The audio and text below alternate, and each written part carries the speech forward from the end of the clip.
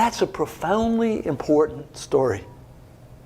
It's a story of transformative learning.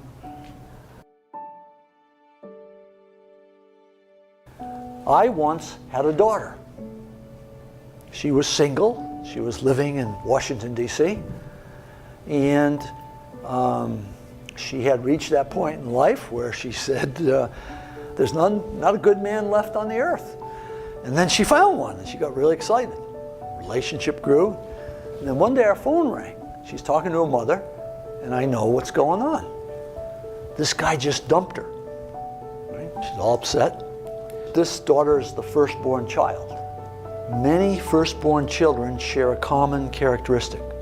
If they're miserable, they want you to be miserable too. Okay? And she said, I'm coming home this weekend. I thought, oh, no. Her mother hangs up and says, you're the father, you go to the airport and pick her up. So the next day I go pick her up. She gets in the car and she doesn't say hello, how are you? She says, that no good, dirty, da-da-da-da-da. 5 minutes later, she takes a breath. And I said, are you problem solving or purpose finding? She didn't even hear me. So we go through that about 4 times. We're finally pulling in the driveway. She takes another breath. I say it again. She says, what are you talking about? She said, this is the real world. I said, well, I think it applies to the real world. By then we're in the house. I pull out a sheet of paper out of my file, and it says, Robert Quinn, life statement. And then she grows kind of quiet, and she looks up and says, when you feel bad, you read this? I said, no. When I feel bad, I rewrite it. It's been rewritten hundreds of times. She said, yeah, I can hardly understand some of this stuff. I said, yeah, it's written to a customized audience, one person. Then the first miracle happened. She said, do you think I could write one of these? I said, I'm sure you can. She went in the bedroom. For a day and a half, she worked on her life statement. The miracle was, I did not have to suffer during that day. Right? She got on the plane. She flew home to D.C. A couple days passed. I get an email. She said, he called me. Oh, this will be interesting. And she says, so I wrote him this letter. And I'm reading this letter that she's attached. It's incredibly vulnerable, open, honest. And I'm thinking, wow, this is impressive. And then at the bottom it says, and my roommate said I can't give this to him. Now that's an interesting thing. Why can't we give this letter to this guy? You don't tell some guy that dumped you that, here's how you feel. And then she said, what my roommates don't understand is that what he thinks doesn't matter. Whoa, wait a minute.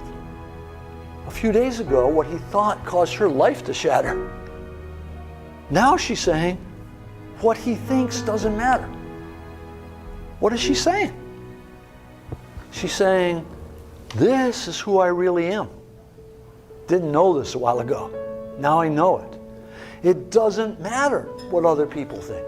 You see, when you clarify your purpose, you take back your external locus of control where you worry about what other people think, and you take an internal locus. You don't become insensitive. You don't become rebellious.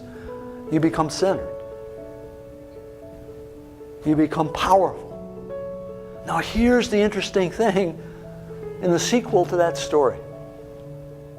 In the next few months, she began to be promoted.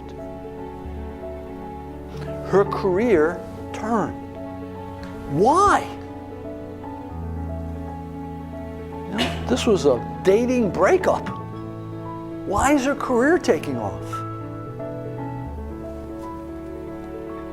Because when you find purpose and meaning in what you're doing in one area of your life, it grows in every area of life because you are one person. That company had a woman coming in with the same dresses on, body looked the same, but it wasn't the same employee. When someone has that meaning and that integrity, things start to change.